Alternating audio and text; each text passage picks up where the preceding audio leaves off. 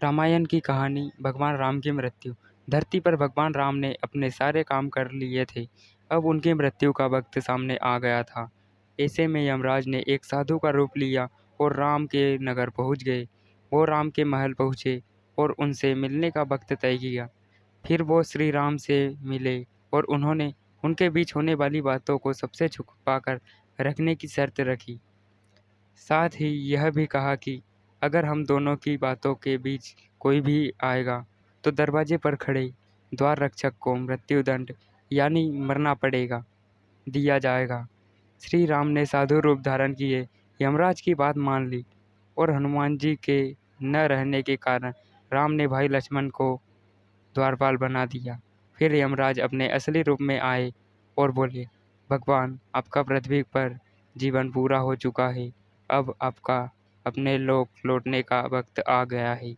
यमराज और भगवान राम के बीच बातचीत चल ही रही थी कि उसी वक्त दरवाजे पर ऋषि दुर्वासा पहुंच गए।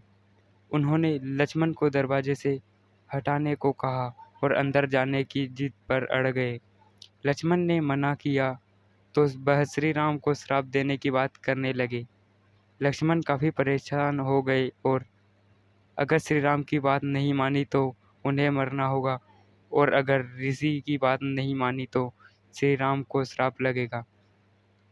इस स्थिति में उन्होंने एक मुश्किल फैसला लिया और ऋषि को अंदर जाने दिया। बातचीत के बीच ऋषि को देख भगवान श्री राम चिंतित हो गए कि अब उनको लक्ष्मण को मारने की सज़ा देनी होगी। ऐसे में भगवान राम ने लक्ष्मण को नगर से निकाल दिया। लक्ष्मण ने अपने भाई के वादे को निभाने के लिए सरयू नदी में जाकर जल समाधि डूब गए ले ली। लक्ष्मण के बारे में जानने के बाद राम बहुत दुखी हुए। फिर भगवान श्री राम ने भी जल समाधि लेने का फैसला किया। श्री राम ने भी सरयू नदी में जल समाधि लेने के लिए निकल पड़े।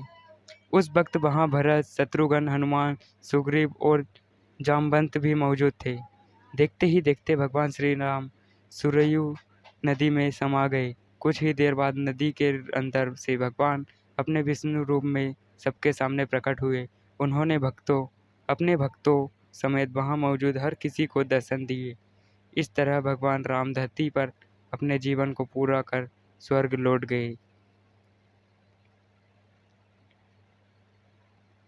दोस्तों, इस कहानी के लिए कमेंट में जय श्री राम लिखना न भूलें।